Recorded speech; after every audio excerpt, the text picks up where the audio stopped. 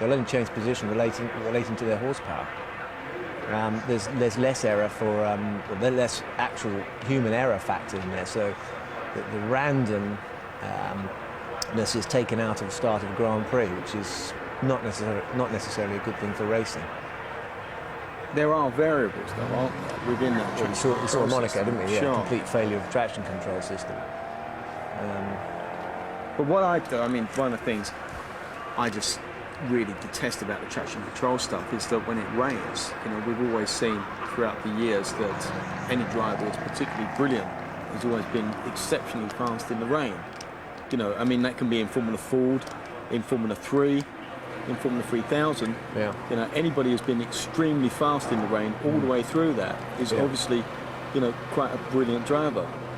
Off the track, and of course if it does begin to roll off little bits of tarmac in conjunction with the rubber, so we may see a few problems arise later in the race. Just something to keep an eye on when cars are coming into turn one. Take a look at the track layout once again, and the grid itself, of course. The lineup for today's race, seeing all 22 cars. They will undertake this 4.361 kilometre track, some 2.7 miles long, and the race distance 70 laps this year, so up one on previous years, and we'll see just what happens throughout the course of this. Ross Brawn, a quick last wish of good luck to Rubens Barrichello, starting in third place on the grid here today. And watch out for the next light disappearing as the countdown to the formation lap continues. Well, I just wonder what Ferrari have chosen to do. I wonder, will they have both cars on the same strategies? We saw them do a two-stop strategy in Austria, and of course they dominated that Grand Prix.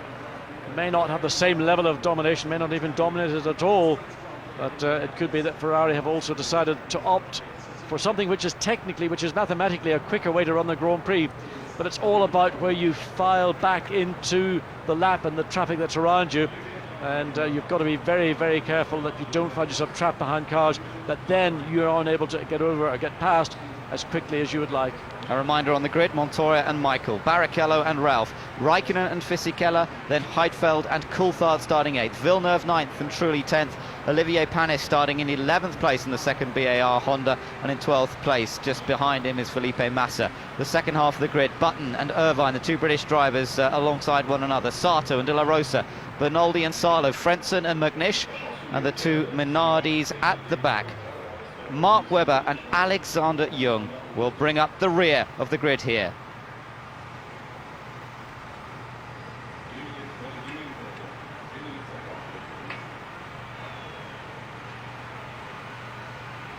Beautiful sunshine as we are just a few moments away from the start of the formation lap for round 8 of the FIA Formula One World Championship. Colombian Juan Pablo Montoya starts from pole position after a stunning qualifying lap yesterday, and Michael Schumacher will do his best from that second spot on the grid to try and beat him into the first corner. It's going to be a tough battle on that curving main start-finish straight down to the first corner. Let's hope they can keep it clean, and the fans here in Montreal just building up to what should be an incredibly exciting encounter. The third time that these two have been on the front row together, and 2 occasions this year they've crashed on the first lap. But I've seen a maturity in Juan Pablo Montoya.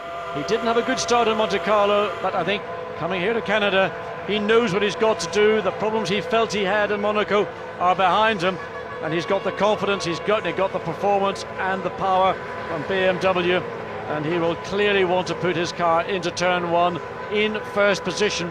From there on, well, it's really down to the teams as to how they choose to run this race.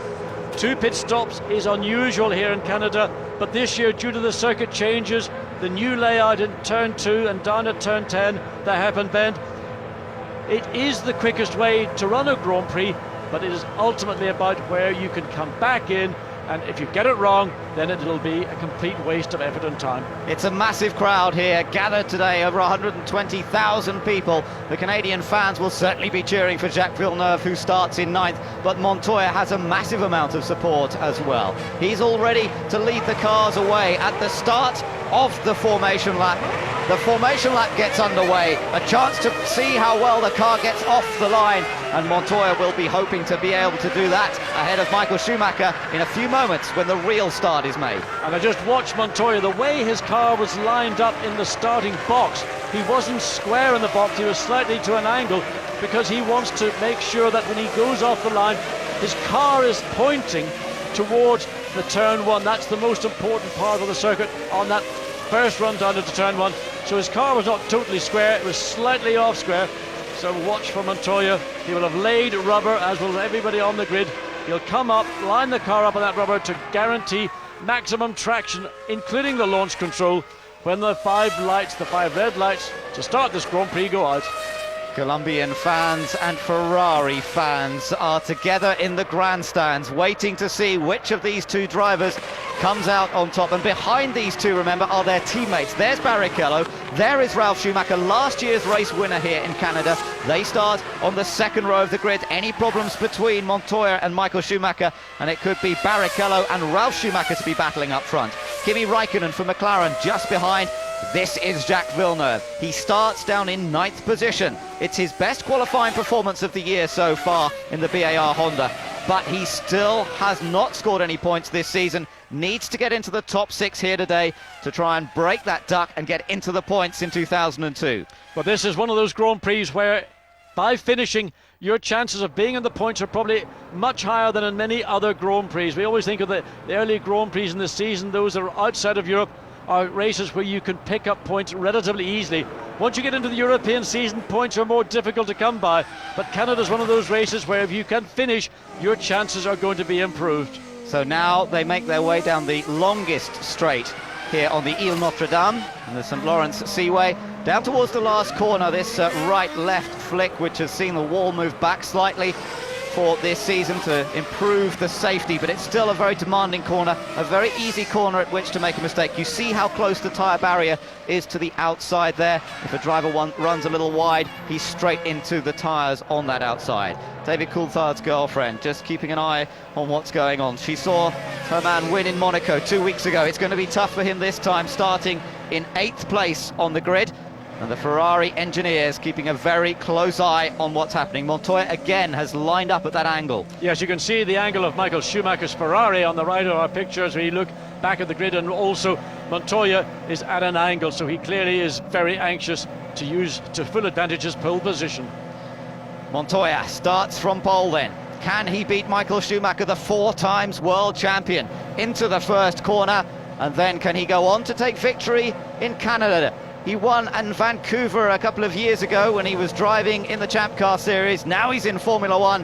He wants victory here in Montreal. The last few cars are making their way onto the grid. The light sequence begins. When the lights go out, the race gets underway.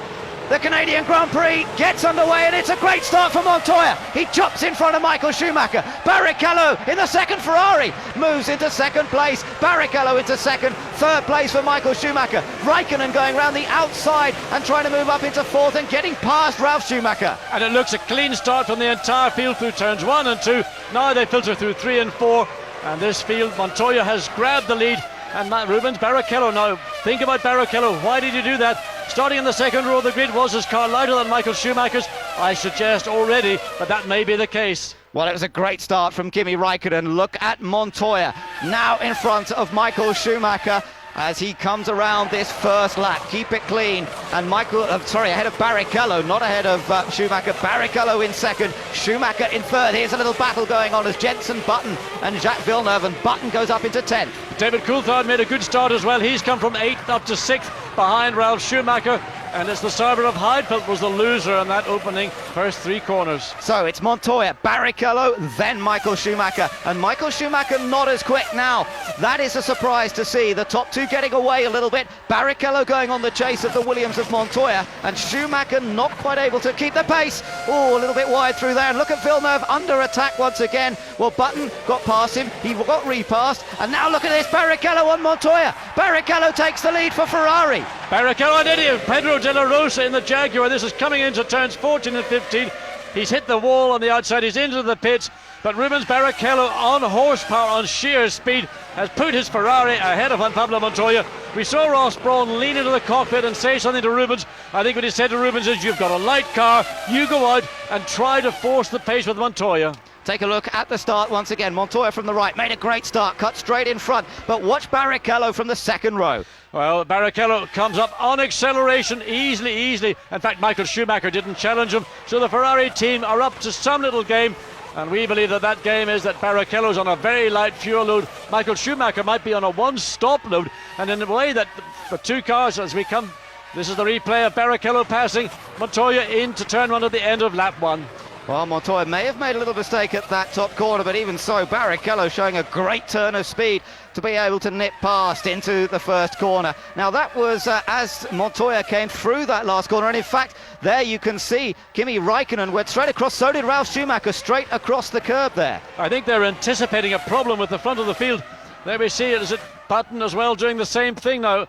That may be a penalty. We have to keep an eye on this. We've got cars being registered as missing turn 15. If they gained any advantage, that will be a penalty. They may have to come in and get a drive-through penalty for that. It doesn't look to me like that happened, but look at Giancarlo Fisichella and Felipe Massa down into Sato. Yeah, it's Sato. It's Takuma Sato versus Massa, that's right. And this is the battle for 14th position. Just ahead of them is Mika Salo in the Toyota. So Mika Salo's done well because he didn't qualify that brilliantly. He was 18th on the grid, but Salo's already got up to 13th place. Great going for the Toyota driver, who's moved up through the field already. But up front, it's Barrichello who leads. Now let's look. The Jaguar on the left of your screen. You see him coming down. There's contact between McNish.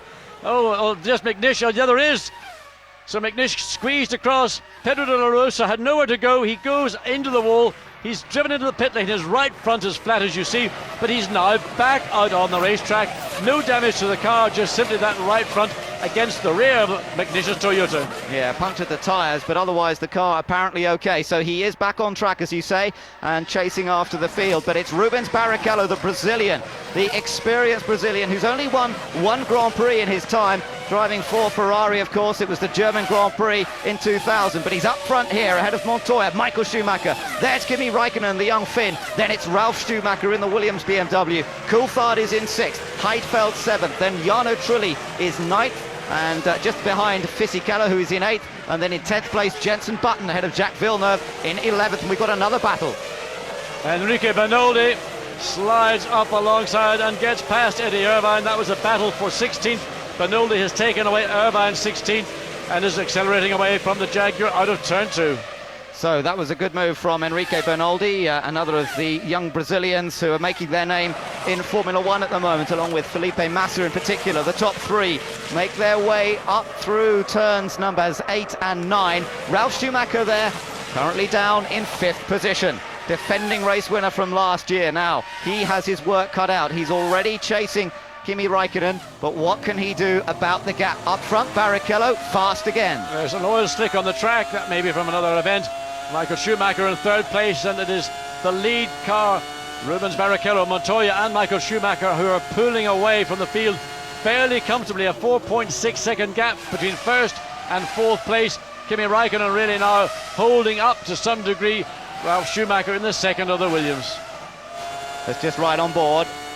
Michael Schumacher briefly as he comes down to the first corner. That's Salo getting past Panis, and that's 4th position. So good move. That puts Salo up into 12th. And the top speed. Look behind. Look, Sato now. Takuma Sato trying to get past Olivier Panis. He's going to have a go surely into the first corner. No, he does probably the sensible thing at that point and tucks in behind. And then just looking at the speeds down the straight, it's this car, it's Jordan of Sato who's been the quickest, but this is all due to the cars being bunched together coming down that final straight, that they're getting a huge slipstream. You've got to be careful once again as you come down to the braking zones not to overrun the car that is directly ahead of you, but something like 211 miles an hour from Takuma Sato's Honda Jordan. Now let's ride with Salo here. That Toyota running extremely well, just coming up through one of the chicanes at the top end of the track, heading up towards the hairpin, the casino turn, and Mika Salo are definitely the man on the move. Let's watch him at the hairpin.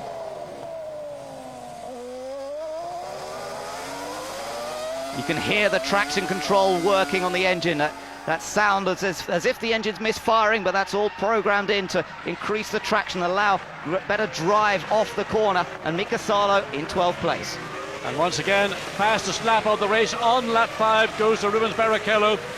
If he is on a lighter fuel load than Juan Pablo Montoya, he needs to use all that advantage as early as possible to build up sufficiently. But look at this battle behind. This is Takuma Sato, remember, challenging Olivier Panis. This is for 13th place, but he doesn't get through. And behind him is, well, these are two of the most exciting rookies in the race this year, Sato and Felipe Massa. Now, Massa's lost ground since the start. Looks as though that car might be pretty heavy as Michael Schumacher rips off one of those tear-off visors. Great view looking at the 4-time world champion. He's currently down in 3rd place, but this might all be part of the plan. So Michael Schumacher, 3rd position, but it's his teammate Rubens Barrichello who's leading.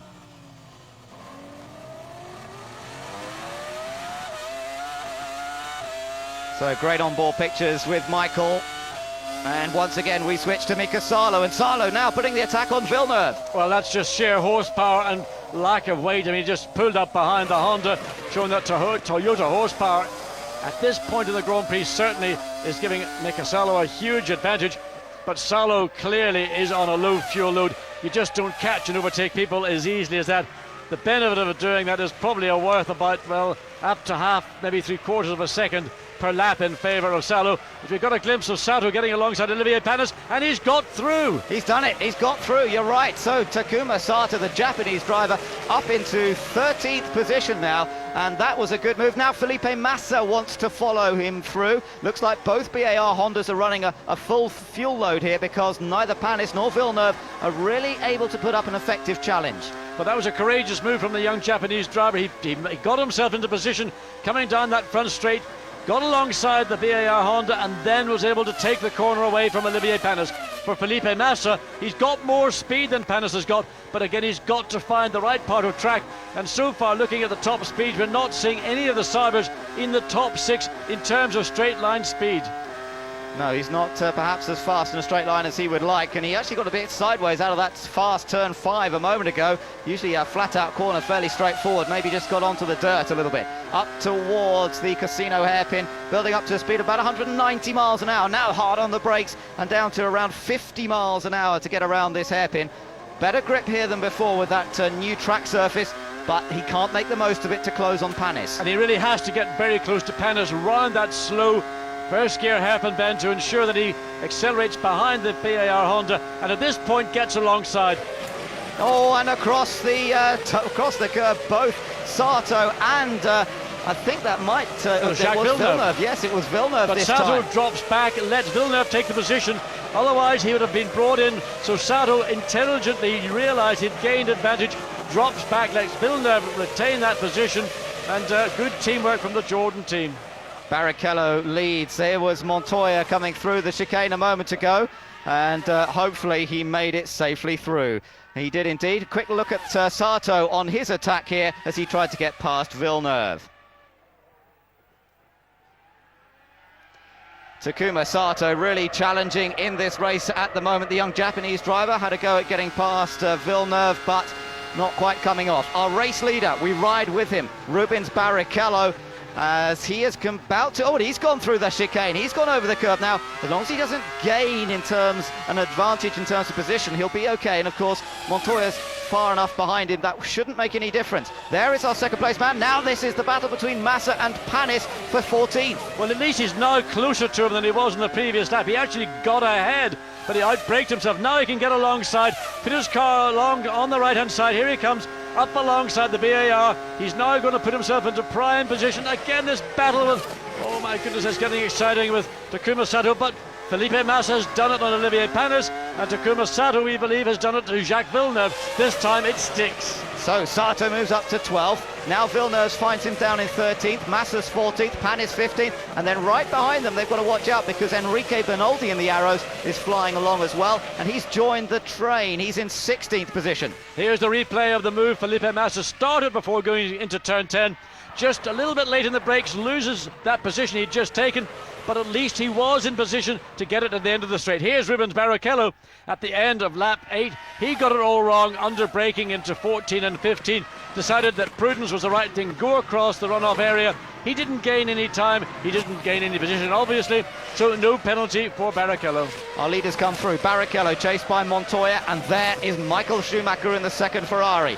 A consistent pace, a 118.1 for him last time around, a 118.2 as Barrichello goes across the line. Slightly faster for Montoya, and in fact Montoya faster than either Ferrari on that last lap by about 0.3 of a second. The gap between first and second now exactly 3 seconds. But the big gap that's going to be worrying Williams is that Ralf Schumacher is caught behind Kimi Raikkonen. Villeneuve's in trouble, John. Villeneuve right at the back of the picture there. That is the Canadian. I'm afraid his race is run, and what a disappointment that will be to so many Canadian fans here today. They've turned out in huge numbers to support their man, but sadly he is out. Here comes Bernoldi, Enrique Bernoldi on Villeneuve's teammate, and he slides down the inside into turn 1. Yes, and Bernoldi, a good pass in a difficult part of the racetrack.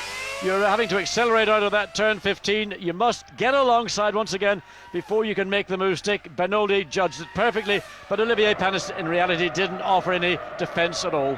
So, great disappointment for the BAR team. They were hoping for good things this weekend and looking to get into the points. They have one car left in this race, but the stranded, stricken machine of Jacques Villeneuve tells a sad tale. He is a retirement, the first retirement, well, in this race after problems. De La Rosa still going, of course. Montoya again across the curb. Yes, now whether there's, I can't see anything on the circuit at that point. All I can think is there's maybe just the beginnings of the tyre deterioration and grip levels. Montoya did start this race on a used set of tyres. We might know that Michael Schumacher started on a new set. Now this is Villeneuve on board with him. Let's see if we can see what happened. Oh, that was Bernoldi behind him. Now this was behind Panis, sorry. And this was the battle as Bernoldi tried to find a way through. Now Bernoldi actually did pass. This is Panis. Bernoldi gets it right on the lock stops. He's no choice this time but to go across the runoff area. He didn't get an advantage there, but he did get it here because he picked up speed, was able to get alongside Panis going into turn 1 and took the position away. So once again, seeing a lot of cars. I don't see where that part of track is a problem. It just only can simply be down to tyre grip, tyre levels, and well, drivers need to be careful. The yellow dots at the on the screen indicating we still have the yellow flags out, and that's because of Villeneuve's car stopped at the side of the road, just to warn drivers that there is a car stationary. There it is, and the leader's coming past it once again. Rubens Barrichello in the foreground. The gap 3 point. Balance, see if we can generate front temperature. A little bit of radio to Juan Pablo Montoya, and the team asking him to adjust the brake balance there. Yes, they want to get the temperatures more equally balanced. This is a circuit that is extremely hard on brakes, and if one end of the car is braking more than the other, then you will wear that set of brakes out more quickly.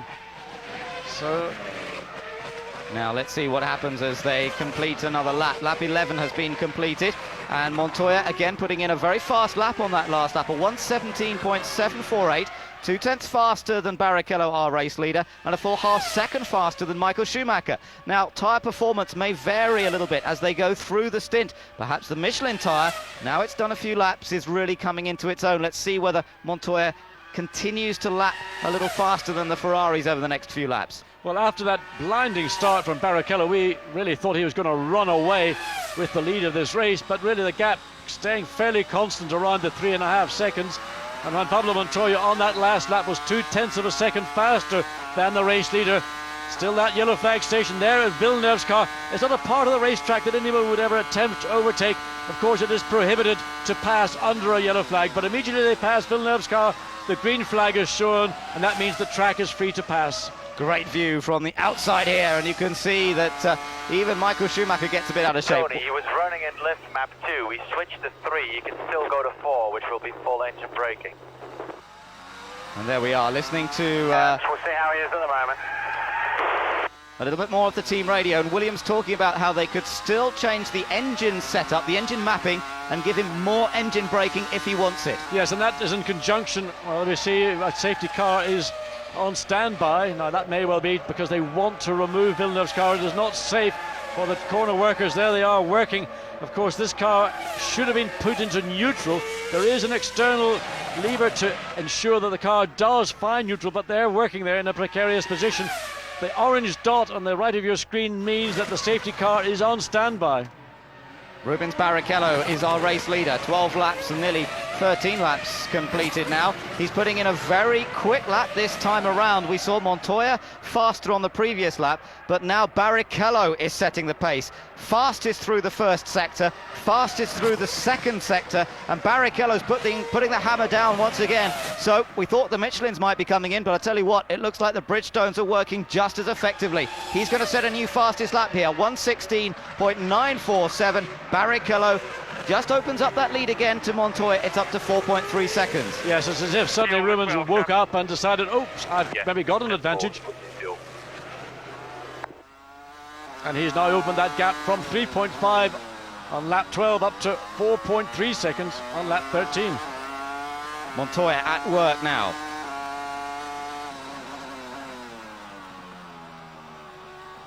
Looks controlled, looks composed, but it's not enough to match this man. It all depends on how much fuel these respective cars are running. Barrichello is surely running with a light car. He is pushing to the absolute limit every lap. You can see the car. On one's car, we would also want to check the left-hand red duct for debris. Left-hand red duct for debris on one's car. Oh, and Barrichello just getting a little bit of a twitch into the hairpin. Okay. Listening to more team radio from the Williams team there. Yes, debris, that means there's a lot of, it's not quite leaf, it's actually, there the safety car is preparing to go out on track. Yeah, it is being deployed. We've got the two orange dots. Now, will Ferrari decide to put in a pit stop here? If they're running that car light, lap 13, it's quite early, really earlier than you would think for a... Montoya's in. Quick, everyone, Montoya. quick. Tyres out. Just rears, 12 rears. Set 12 rears and fuel. And we're listening to the The team radio. On both sides, please. And also, of course, they were saying they were concerned about the radiator inlets. They want to clear the engineers diving in this temperature rise for Montoya. Down into turns 7 and 8, we saw a lot of litter, flower leaf on the track. So fresh rear tyres, clear out the air boxes. Out he goes. Quite a lot of fuel went in, so they put a good amount of fuel in on that stop. And Montoya becomes the first man to stop here. And he gets out ahead of David Coulthard, who returns in 5th place. So pretty effective that, coming back out in 5th position with the safety car now out and of course bringing all the cars close together. I think that was pretty smart thinking. The Williams team were well and truly on that case, but I think they were alerted, as we see now Jordan, and this is Takuma Sato in the pits as well. The team had seen a temperature rise for Montoya. There are a lot of, just at this point here, we don't see it now because the cars are not disturbing it, but there's flower, leaf and leaves on the track, and if that gets into those air intakes, particularly on the radiator sides, then that will see a build-up of temperature. So opportunism on the one hand, but here's the other problem. This car has been stranded. It is mandatory on the part of teams and the driver of any given car, if it comes to a stop on the circuit, that the clutch must be enabled to disengage the gearbox. In other words, they can push the car away. That appears not to be the case. There's some of that leaf litter we were talking about.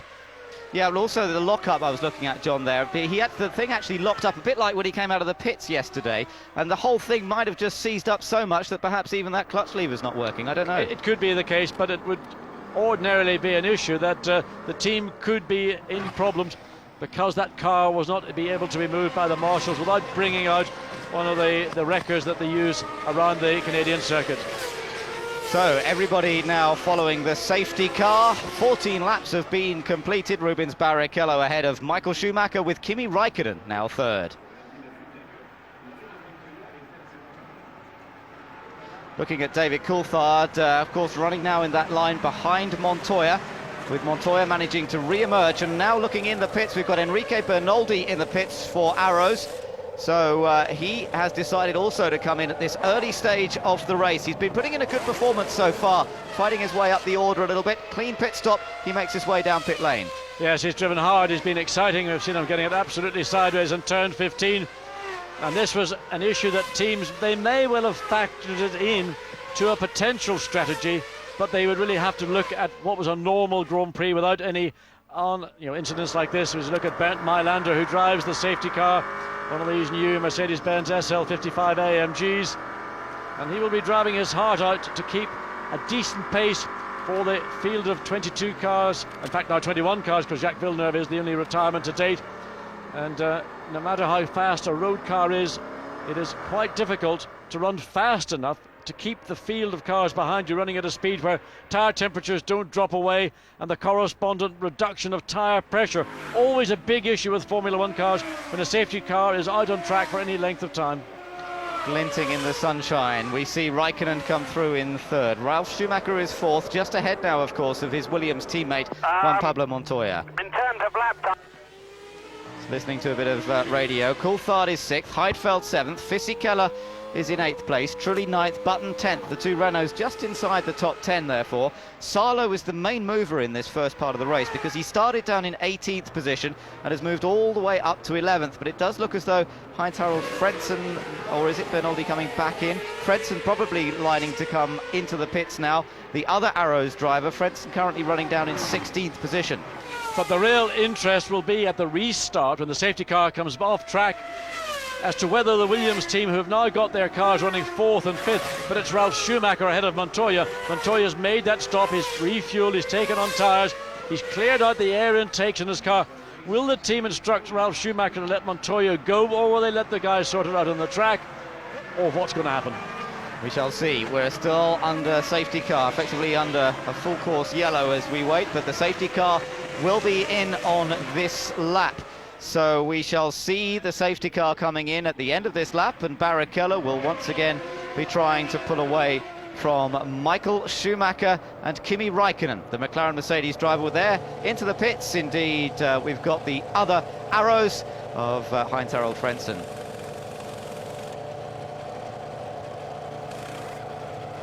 And that's a problem on that right rear. As we see, that's Bernoldi in for the second time. In fact, he went out and something with the right rear wasn't right. He's come back in and sitting there, and as he sits there, the field still makes its way around this 2.747 mile circuit on the L'Île Notre Dame in the middle of the St. Lawrence Seaway in Canada. And, well, they've been just the third lap under the safety car. And real focus of interest, I think, is going to be what happens when the safety car goes in, particularly with Ralf Schumacher and Juan Pablo Montoya, but most notably because Kimi Raikkonen, lights are out on the safety car, it'll come in at the end of this lap. But Kimi Raikkonen was holding up Ralf Schumacher all the way through this race. Now Montoya's behind the two of them. What's going to happen? Will there be a battle for third place? Will Raikkonen, well, he'll obviously defend his third place, but it's really going to be whether Williams say to Ralf Schumacher, let Montoya have a go at Raikkonen. You have not been successful. So we're getting ready for the restart here. It will be going on to lap number 17 out of 70 in the Canadian Grand Prix. So far we've seen Barrichello storm ahead from the start of this race. He got in front at the end of the first lap. He now leads the train of cars around under yellow at the moment, but as they come through the last corner, they will be back up to speed. And look how much time Raikkonen's lost already, and that is really hurting the Williamses as they see the Ferraris disappearing. Barrichello and Michael Schumacher have really got on with it here. They have that, they're allowed to do that, and it was Raikkonen who was asleep and has let them get away. Yes, that was surprising that Kimi Raikkonen, always bright as a pin, seemed to get caught flat-footed there as the two Ferraris accelerated before they came into turns 14 and 15, and there was no way he could close down the gap because the two Ferraris were running at race speed. Bit of a lock-up from Juan Pablo Montoya. The two Ferraris, Raikkonen, then Ralf Schumacher, now currently in fourth place. Montoya right behind him, his teammate. Then it's Coulthard, then it's Heidfeld. There is Fisichella coming through. Jarno Trulli, Jenson Button just behind, Mika Salo behind that. But you're riding now with Michael Schumacher in the Ferrari. And they're just about under a second ahead of you is Rubens Barrichello. Again, all that litter on the side of the track, we've been telling you to watch for that. That will cause problems. It already caused a reason. That was why Montoya went into the pits, I believe, above all, to get rid of all that leaf litter in his air intakes. So Raikkonen comes through. There's the pressure he's now under from the two Williams BMWs. Bernoldi's race is over. We saw him come in for that second stop. Frentzen has not stopped at all. He has stayed out there. He's still 16th. But Bernoldi reporting that he felt something strange on the car. They couldn't find anything, but it's obviously something that's endangering him, and he's decided to call it a day. Oh, look at this. That's Ralf making a mistake, and I think Montoya might have well got past. Let's try and pick them up as they come into that first corner. It's the two Ferraris. Look at this battle. Montoya gets down the inside of Raikkonen. Montoya's into third place. Great move by Juan Pablo Montoya. I just saw Ralf Schumacher on the left-hand side of the track. He should have been on right. But the main thing is he didn't just get past Schumacher. He also got past Kimi Raikkonen.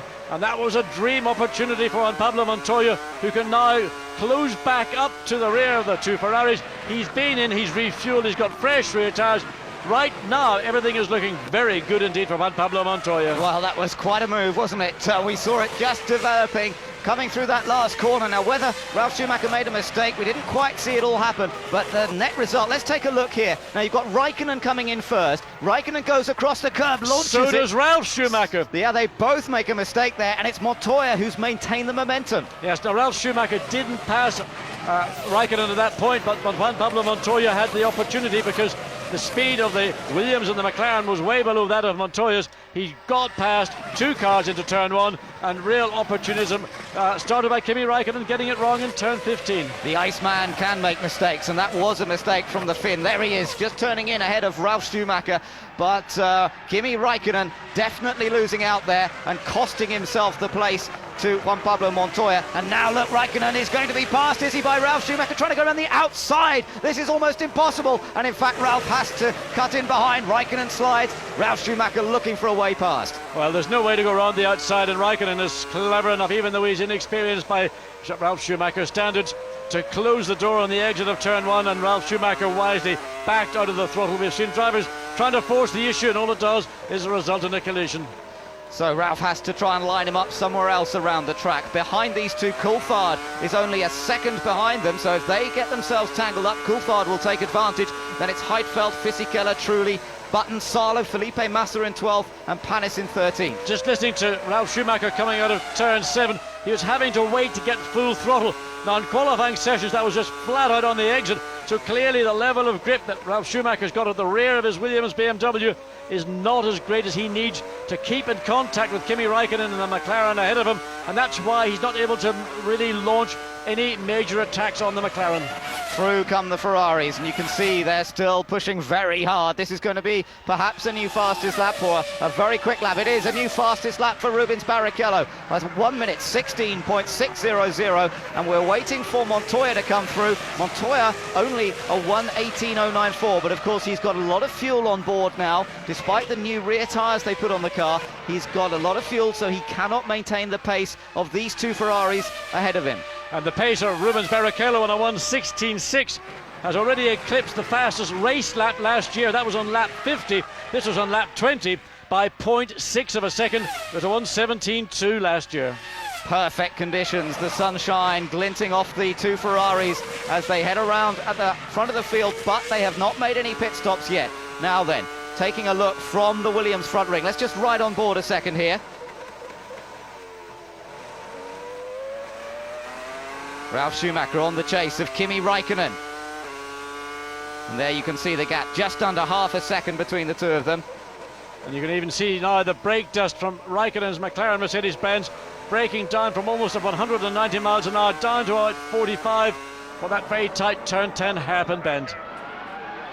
The V10 engine working hard down this long straight, building up to about 205 miles per hour here before getting on the brakes. You can see a little bit of the carbon brake dust being thrown off the wheels there, that little cloud of black dust, but still Ralf Schumacher chasing Raikkonen. But Raikkonen is having to work for his fourth place. You can see, we've noticed it earlier in the lap, then breaking down into turn 14, how much carbon dust was coming. Now Raikkonen needs to be careful. The team have to see that. They may well want to tell him to put a little bit more rear braking bias to, let's say, ease up the front brake and not just simply just wear the things out. So Montoya in third. Now he is dropping away. The gap now between himself and Barrichello, race leader, up to 8.4 seconds. But he just needs to keep it all under control at the moment, running with a heavier car and hoping that this race will come back to him in the later stages. Action down there in the Arrows pit. They've seen Bernoldi go out of the race. Frentzen still running in 16th. Yes, they're looking around the rear suspension. Nothing that was visual, but quite often there's something in the hub assembly that holds on the rear suspension and allows the wheel to be attached to the suspension. That sometimes can be a problem, and if a driver feels an odd feeling in the back of a car, frequently it is in the hub, and it's probably a bearing problem. You're looking for the car from the car in fourth, back at Ralf Schumacher in fifth. We're riding with Kimi Raikkonen. Now, see that little cloud of brake dust again? Cleanly this time through the last corner. Yes, but for me that little bit of brake dust is very early in the race, and there's quite a lot of it early in the race. We're coming up to the end of lap 22, They've got another there again under, but that's actually, it looked like to me like an engine thing rather than that was not brake dust. There was more blue in that than there was carbon black. Let's continue to ride with Raikkonen here. You can hear how hard the engine works around this circuit. And even there, John, you could hear that slight lift off the throttle in turn 5. It's the way they pick the throttle up on the exit of 7, not as quick as in qualifying.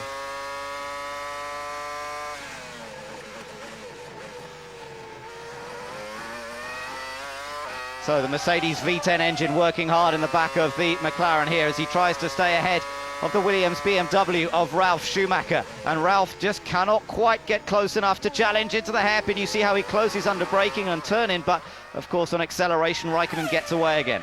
Yes, going back a couple of laps when Raikkonen in fact went across the final 2 turns. He went across the runoff area. We think we saw a small bit of one of those carbon fibre body aerodynamic parts. And if that did come off, now look, Ralf Schumacher, well, we just lost the picture, but Ralf Schumacher closing on Raikkonen into those final 2 turns, trying to position himself to take advantage of any problem that Raikkonen may have created for himself. 23 laps out of 70 laps have been completed, leaving us 47 to go. And through come the 2 leaders, the 2 Ferraris, dominating in the early stages of the Canadian Grand Prix. But Juan Pablo Montoya has made a pit stop already and is in a strong 3rd position. Raikkonen for McLaren is in 4th place. Then it's Ralf Schumacher and David Coulthard. Nick Heidfeld in the Sauber is 7th. Fisichella in the Jordan Honda is 8th. Trulli in the Renault is 9th. And Salo, let me just tell you that Mika Salo's moved up to 10th, so he's found a way past Jenson Button. So all happening all the way through the field. Kimi Raikkonen at the moment holding on to 4th place from an attacking Ralf Schumacher.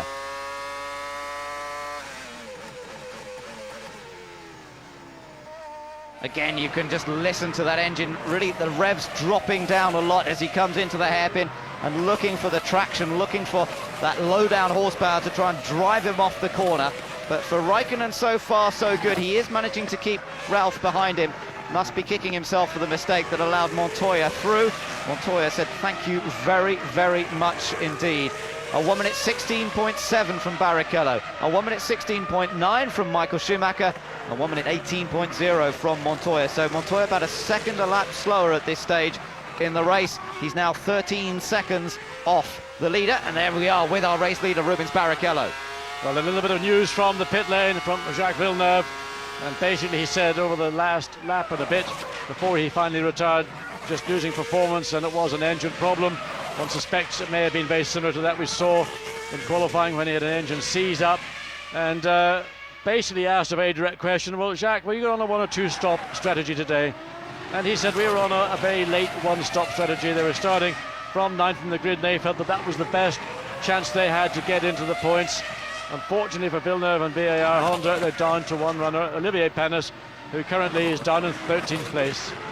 Now, Toyota are getting ready for a pit stop. They're down in the pit lane preparing for one of their cars. We thought that Salo in particular must have been running pretty light in the early stages. He's moved up from 18th to 10th in the first 25 laps of this race. You're looking at Montoya currently in 3rd position, but here is Salo. Just behind him is Jenson Button, and in fact there's a place change there. There was a mistake, or was that McNish there coming through? We'll try and keep an eye. I think that was Salo. Yes, it is Salo heading for the pit lane.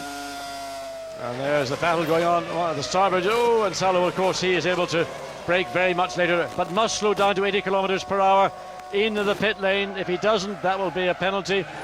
It brings the Toyota in. Jacks go up. No tyres, no change of tyres. Just the rear tyres, John. They're changing the rear tyres, yes, but not the front. So as Montoya did just a little while ago, only changing the rear tyres and not the fronts.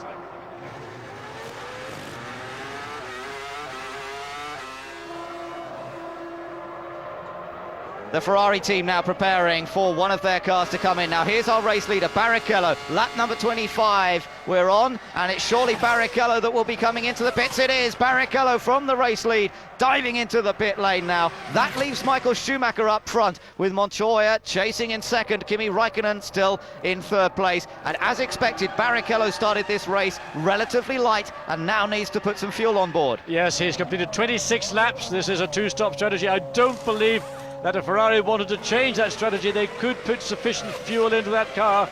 There's still a long way to go. A 70-lap Grand Prix. Again, look, all that leaf litter. I alluded to that before this race started. I mentioned it all the way through the opening laps. And there with the Ferrari, how much it came out, certainly enough to see rise of temperatures on any of these cars on track right now. And look, he's got right out behind Coulthard there, so that puts him in 6th place. It will be 6th place by the time they come back around, but he is behind David Coulthard and ahead of Nick Heidfeld in the Sauber. This could be quite a battle. Coulthard is not going to let the Ferrari past at all easily. Just remember how well he did it in Monaco with Michael Schumacher chasing him. Well, there we see. Still, this is the reason why that pit stop was slow. They really were concerned about temperatures on the Ferrari, spending, what, 5... Rubens is going mad in the cockpit, but in that first sector, on this new set of tyres, coming out of the pit lane included, he made the fastest sector time. Now the team clear up all that leaf litter. This is being dropped on the track on the entry into turns 8 and 9. Lots and lots of it are falling. It was almost like a snow, and everybody will have to watch water temperature, because and we're just having a quick look in the pits as well. Mika Salo has been brought back into the pits, and he has a problem around the front of the car. What a shame. The Finn has been driving superbly well this afternoon in the Toyota. They've changed the fronts and they've put him back. He is coming back out now, so Salo is rejoining as we look at the battles going on. Look at this, Barrichello versus Coulthard. Rubens Barrichello in the Ferrari looked to have a run going, but couldn't quite get alongside Coulthard. Well, he's certainly got the benefit of much fresher tyres. He should be able to use that, but there's about 2 places on the track where it will be really possible. All Rubens can do is stick to the rear of the McLaren, not overrun the McLaren, not put himself into the zone where he loses momentum. He's just got to make that judgment, and right now he's probably about as good as it gets. Now, out of the exit of this turn 6 and 7, he may have thought about it, but no, he's too far behind. He's got to close up going into 8 and 9 and try a move on David Coulthard as they then come down into 10. That's the hairpin bend at the far end of the circuit. So the battle between, and they're a little bit sideways for both there. The battle between two experienced campaigners driving for 2 of the top teams in Formula One. McLaren not having one of their best Coulthard years. locked up, the right front locked up, but Barrichello didn't. He overran the corner himself. He couldn't gain any advantage. Well, let's see whether Coulthard can maintain that position, and despite the threat of the man who's been fastest so far here today, Barrichello, fastest lap set on lap number 21, remember.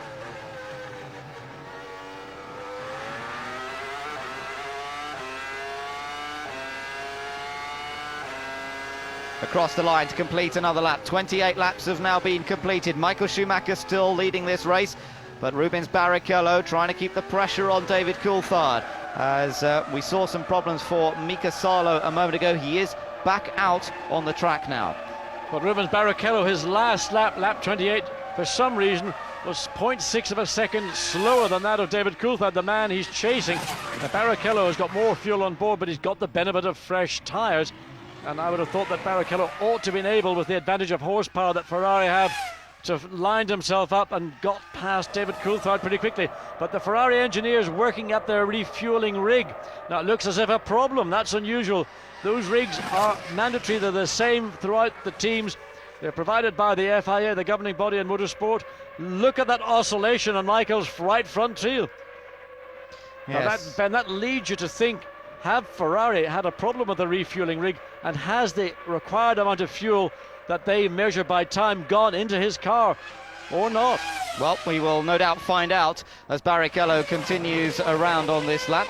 6th position for him at the moment. Michael Schumacher lapping very quickly still, 1 minute 16.4, and his lead now up to 15.7 seconds over the Williams BMW of Juan Pablo Montoya, who has made that one stop. Kimi Raikkonen still runs 3rd for McLaren. Ralf Schumacher 4th, Coulthard 5th, Barrichello 6th, Heidfeld in the Sauber is 7th, Fisichella 8th, Trulli 9th, Button now back into 10th place after Salo made his stop. Then it's Massa, Panis, Eddie Irvine 13th in the Jaguar, and then Alan McNish in the second of the Toyota. He runs 14th ahead of Frentzen, Mark Webber, Takuma Sato, Alex Young and Mika Salo, who has made 2 pit stops, still in the race, as is De La Rosa. Just 2 retirements in this race, Enrique Bernoldi and Jacques Villeneuve. And right now on lap 30, Rubens Barrichello unable to make any further impression on David Coulthard. Coulthard, in fact, still running quicker by about half a second a lap. Remember, Coulthard has yet to make a stop. He's on a one-stop strategy, and the Michelin tyres take about 8 laps, 10 laps to settle down into the optimum performance. Coulthard able to use those tyres to maximum effect, as we see Raikkonen and Ralf Schumacher.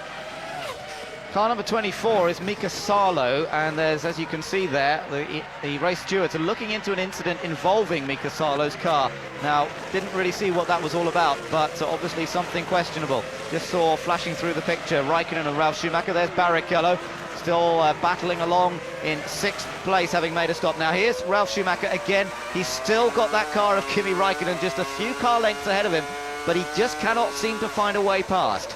Well, that's a frustration for a driver. You get caught behind a car which potentially is slower in an overall lap than your car, but you just can't get close enough where it counts to try and make a pass. Ralph's had a couple of goes, but never been able to really make the job stick. Meanwhile, Heinz-Harald Frentzen is in the pits, let me tell you. So Frentzen has come in, and it's a slow stop for Frentzen, so he's obviously having some sort of problem, perhaps with the fuel. Frentzen finally is leaving the pit lane as we ride on board here with Ralf Schumacher.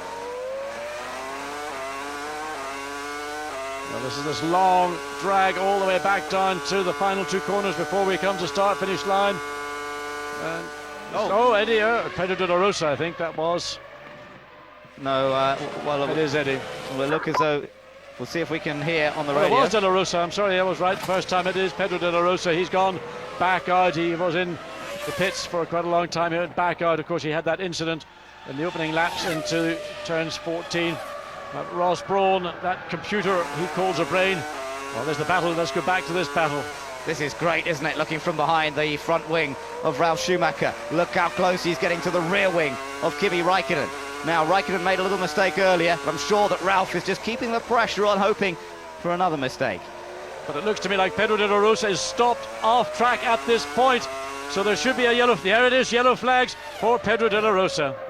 So car number 24, that is Mika Salo, was speeding in the pit lane. There in the background, you just saw De La Rosa pulling off to the side of the track. Let's ride with Ralf Schumacher again. That engine singing well, isn't it? And Raikkonen just making a little lock up there. Now's your chance, Ralf Schumacher. But again, it's difficult from this camera position to see whether he missed judgment. We watch Mika Salo. He's going to have to do a drive-through penalty at the end of this lap. So that's a great shame for the Finn. He had a great run going in the early laps here, moving up from 18th place to 10th, but I'm afraid that's all gone away now as Raikkonen continues to control this battle for 3rd position. Flashes past the pit signals that the teams are giving. A little bit of a lock-up into the first corner, but keeps it tidy. Yes, we've seen him do that quite a lot over the last 8 laps, really, since that safety car was taken off track. Raikkonen has been dragging that left front on a couple of corners. The brake dust seems to have gone away, but we're still getting minor lockups. It's going over 80. If I put the throttle down, it's going 81. So it's obviously a problem for Salo, some sort of technical problem with the speed limiter by the sound of it. And that is really tough news for him. Now, this was a moment ago. Ralf Schumacher actually did cut through the chicane. He was already behind Raikkonen, didn't gain any advantage. He got very close under braking, decided to sort of bail out, back off a little bit, and Raikkonen maintained the edge as the Williams pit crew just waits nervously to see what the next development will be. Remember, Ralf Schumacher has not yet stopped, but Montoya has made one. Okay.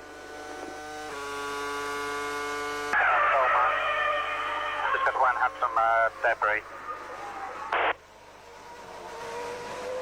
And once again, the team talking about clearing out those radiator side pods of the leaf litter and hoping that they can get them cleaned out safely. Engine temperatures will be monitored from the pit garages, remember, so the team have a very close idea if they're in trouble. Michael Schumacher has got to drive for win here because he's got a number of laps before he'll make his one and only stop of the day. He needs something in the region of about 25, maybe 26 seconds advantage over Montoya in second place. Currently that's just under 20 at 19.5 seconds. He needs another 5 to 6 seconds to give him that zone to be able to come in, make his one stop for the afternoon, get back out and still retain the lead. Well, you have to say he's putting in the lap times, isn't he? Low 1:16. This is looking like another exemplary Michael Schumacher performance across the speed trap. 332 kilometers per hour with a tow. Takuma Sato has the best speed so far, and 337 kilometers per hour. That just shows you when you're following other cars and perhaps braking that little bit later into the last chicane. Sato, the fastest that we've seen so far this weekend. So that's about 210 miles an hour at the fastest point on the circuit. And Michael Schumacher now heading on around. His gap to Montoya, some 20.3 seconds. Montoya having just gone across the line, and nearly a second a lap advantage here for Michael Schumacher. Well, this is classic from the 4 times world champion, and this is what marks him out as being the most remarkable driver of his generation and could go on to be the greatest Grand Prix driver in the history of the sport. He understands what he has to do, the team, and Ross Brawn is the man that really controls what goes on the racetrack. Ross is without doubt the smartest guy on the pit lane, but he's got the best material on the track to deal with, and that's Michael Schumacher. We're approaching the half-distance mark in this race, and Michael Schumacher is looking composed, comfortable and controlled up front at the moment, pushing the pace, determined to open up sufficient advantage over the Williams of Juan Pablo Montoya. Look how neat and tidy he is as he comes out of that last corner. That has claimed him in the past, but today he is determined to stay in front. Here's the battle between Raikkonen and Ralf Schumacher, still raging. It's still over third position. But the difference between Michael Schumacher and Raikkonen and Ralf Schumacher is that Michael's got clear air ahead of him. He's got a rhythm going. He's running in the low 1-minute 16s. The rest of the field are doing low 17s for Montoya. Raikkonen and Ralf Schumacher about the same sort of pace, ebbs and flows lap to lap. Ralf again getting closer to the rear of the McLaren Mercedes-Benz. Raikkonen has driven really good race this afternoon under pressure. Oh, Ralf, car wobbles one way then the other way, under braking into turn 2. But I'm very impressed with what Raikkonen has done here this afternoon. Yes, the 22-year-old, only in his second season of Grand Prix racing. Stepping into the shoes of Mika Häkkinen at McLaren Mercedes. Häkkinen, of course, not racing this season. The former world champion deciding soon whether he will make a return to Formula One. And at the moment, Raikkonen upholding his honour, if you like, with a great drive here. That little slip-up that allowed Montoya through, but other than that, he's driven perfectly. The man who must be the most upset this afternoon presently is Rubens Barrichello. We haven't seen him for a while, but Barrichello is still caught behind David Coulthard. The strategy that Ferrari for Barrichello have enacted this afternoon has not worked, and Barrichello still, what now, 2.4 seconds behind David Coulthard. Now Coulthard will have to come in once. Barrichello, we believe, will have to come in a second time, and well, what could have been a great strategy for Barrichello and Ferrari currently looks like it isn't going to come together. Across the lines, complete another lap. 36 laps completed by the race leader, and now also by Kimi Raikkonen and Ralf Schumacher. Let's just watch him out of the first corner. The automatic gear change doing the work of the driver. A little puff of smoke, probably just a little lock up on the tyres, nothing too major. Now we're seeing Jenson Button making a pit stop here. Button coming in from what was 10th position. His teammate Jarno Trulli in the other Renault still in 9th place. And we haven't lost many cars from this race yet, which is a surprise. The average number of finishes over the last 6 years has been only 11. But so far we've only seen 3 cars go out of this race. On that speed limit button, 50 miles an hour until he gets over the line. Release the button, off you go. And this new pit lane exit certainly seems to be working well. Joining here just as Michael Schumacher comes around, and Button glances over his right shoulder, sees the Ferrari make sure that he doesn't challenge, and Schumacher goes through safely. And I tell you, if he did challenge, Michael would have just ignored him. He is on a run right now. He's just gone into the 1 minute 15, the fastest car on the circuit by a huge margin, a 1:59.71. 23.9 seconds advantage now over Juan Pablo Montoya. So Ferrari mechanics are there. We see the team beginning to process. There are the fueling rigs, the refueling rigs. They will bring out the wheels, tires. And we look down in the starboard pit. There's been a huge battle going on between Giancarlo Fisichella in 8th, and here he comes, Nick Heidfeld in 7th place. Heidfeld into the pit. Fisichella now inherits that 7th place. But watch for Michael Schumacher, because we expect him. He's through the second sector. He's now making his way down that long back straight, back towards start-finish line. There, Ferrari are prepared for Michael Schumacher. He's coming in at the end of this lap. And it's going to be pretty close, and that's not what he wants. Alex Young just ahead of him. It's probably not ideal, although I don't think he's been held up too much as he makes his way down to the far end of the pit lane. Now we're watching for Montoya. Montoya's at the hairpin at the moment. There he is, in fact, coming down the long straight which heads towards the pit. But is Michael Schumacher going to be able to get out ahead of him? Clearing out those side pods again. The tyres changed. All 4 tyres on the Bridgestone tired cars are being changed. Lots of that leaf litter to get rid of, and a lot of fuel to put on board. For 11.4 seconds. And Montoya comes across the line ahead of Michael Schumacher. So Montoya retakes the lead here. And Alex Young also coming into play. Michael Schumacher just got out of the pit lane ahead of Alex Young, but this gaggle of cars directly behind. But Raikkonen, Ralf Schumacher, David Coulthard, he was lucky to get out ahead of those 3 cars. On board with Kimi Raikkonen, hurling it over the curves once again. There's Michael Schumacher, Frentzen, the lapped car. Just behind is still Raikkonen, Ralf Schumacher. There is David Coulthard. And Michael Schumacher, as you see now, has been refueled to the end of the race. The single stop going for Michael Schumacher, but Barrichello, the other Ferrari, will surely have to make another stop soon. There is Kimi Raikkonen, just still fending off Ralf Schumacher. Ralf trying to make use of the traffic here. Yes, but Heinz-Harald Frentzen and the Arrows did a very good job. He saw this battle coming. He stayed to the right of track and let those 3 cars go through. And maybe Ralf Schumacher feels, well, I've got a slight opportunity. Raikkonen, not quite as experienced, might try to take a chance into turn 10.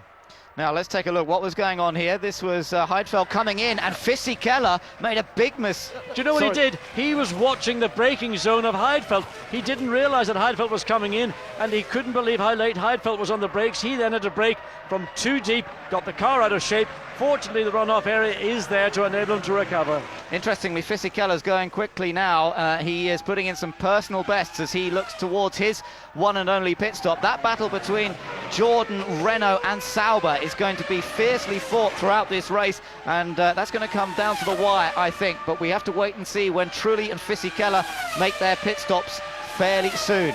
Ralf Schumacher just coming still, following Kimi Raikkonen, and we're still waiting for these 2 to make their stops, of course. Neither Kimi Raikkonen nor Ralf Schumacher have made their pit stops, and that's going to be a huge battle between the teams once they do come in. And the pace of Giancarlo Fisichella, he's only 8.3 seconds behind Rubens Barrichello and the Ferrari, but Barrichello currently last of the point scorers in 6th place, and purely on pace I would be surprised if Fisichella and Jordan can match Barrichello and Ferrari. Well, let's just think about this for a moment. Here is Michael Schumacher, now finds himself down in 2nd position. Oh, big splat on the camera lens. Our race leader is Juan Pablo Montoya. There he is, going through the shot. Now it's Michael Schumacher. You can see how far ahead he is of Raikkonen and Ralf Schumacher, but those 2 have not yet stopped. Now, they could probably go another 10 laps or so, perhaps. We saw Ralf Schumacher go to lap 51 last year. We're on lap 40 at the moment before he made his stop. So watch to see just how far he can go. And what about Montoya? Will Montoya have to stop again, having made that early stop in this race? They put a lot of fuel on board, but surely Montoya, it just depends how much fuel he started the race with. I would think that he may well have to stop again anyway. Montoya currently, though, leading by 3.9 seconds over Michael Schumacher. So they flash through, back under the bridge, over the bumps there. Mark Webber just in shot. He's been lapped, but he's running in 16th. And Kimi Raikkonen, this is his 41st lap, puts in his fastest first sector.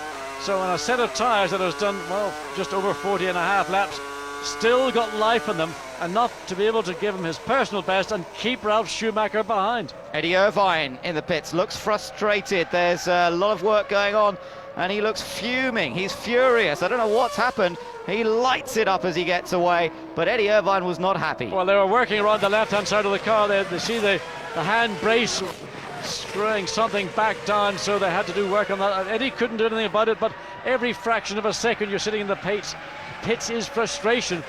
May have been the fuel flap perhaps didn't open properly, and they were trying to get that open up. As we look at Kimi Raikkonen coming through, look at Ralf so close into those first couple of corners, as Michael Schumacher is still in second place. It's Juan Pablo Montoya who leads, but can he hold on to it?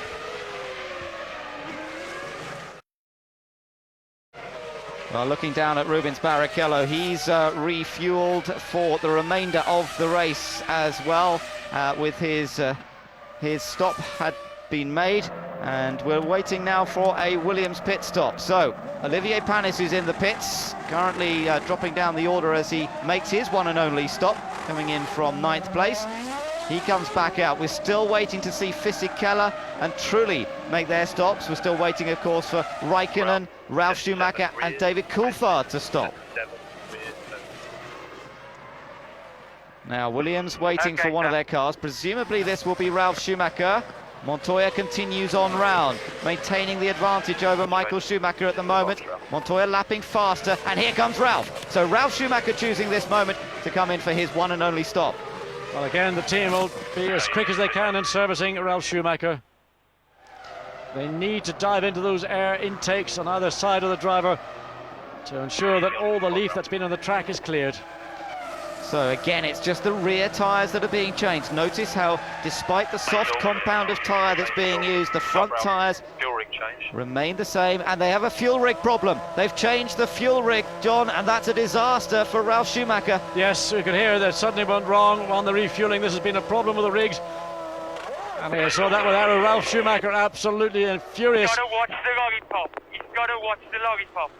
Right, stop the step for one. Now, fuel's gone in, so it's possible to stop again. Yes, well, we heard it. Not enough fuel. You could hear it on the radio. I'll get back to you. And Eddie Irvine, oh, well, we saw he had problems in the pits. It's all over once again, and that's both Jaguars out. McNish stalls. Second time this year, McNish has stalled the car on a refueling pit stop. Trying to listen in. The car with the wheel spinning. The problem sounds like it may be clutch related. They aren't able to let the clutch bite as normal. They had to let it jack up, then spin the wheels. Nothing was happening, wasn't going to gear. Then it went up to fifth. So obviously it's Trying to keep going. a problem, a technical problem. Alan's going to have to try and deal with that. Apparently the Sauber of Heidfeld has picked up a penalty as well. This was when Ralf stopped. Now look, the fuel hose went in. Let's see, nothing's happening. The refueler shaking his head. They go back. Very quick decision there to try and get the other refueling rig. But watch Ralf and when he decides to go, because they put the hose in. Wait, Ralph's shaking his head. We don't quite see when they get to go because we're watching Irvine pulling off at the side of the track. Yes, that's an engine failure of some description on the left-hand side of the V10 Jaguar engine. Eddie, another disappointing weekend here, hoping to finish the race. And by finishing, you do stand a chance to finish in the points. But so far, the retirement rate has actually been relatively low for this Grand Prix. Canadian Grand Prix, traditionally a tough Grand Prix mechanically for every team. So, Montoya, race leader, a 1 minute 16.483 on that last lap. A very rapid set of laps coming up here from Montoya, about to complete his 44th lap. Michael Schumacher runs in second place, some 6.8 seconds behind this man, Juan Pablo Montoya. Kimi Raikkonen still going in third, and in fact Raikkonen is right on the tail of the Ferrari of Schumacher, but Raikkonen still has not stopped. Ralf Schumacher has made his stop, but it looks they had a real problem, as we saw, with that refueling rig, and they may well have to get Ralf back in, and also will Montoya have to stop again? Just fuel. Just fuel. That. Please confirm, come in. Listening to the radio from Williams. 10 seconds, everyone, about 10 seconds. And here comes Ralf to make another stop, I'm afraid. It should have been a single stop race for him, but the problems with the fuel rig mean he comes back in. And this is such a disappointment for the man who won here last year. It's all gone against him this time. Yes, and partly it went wrong with him from the very start of this race. He didn't get past Kimi Raikkonen at the start. And he's really just battled against the odds. This time the fuel goes in. Watch the lollipop. That's the man standing in front of Ralf Schumacher, who, when he lifts that, we call it a lollipop, only then can Ralf Schumacher go out. The team said he went too soon on his original pit stop.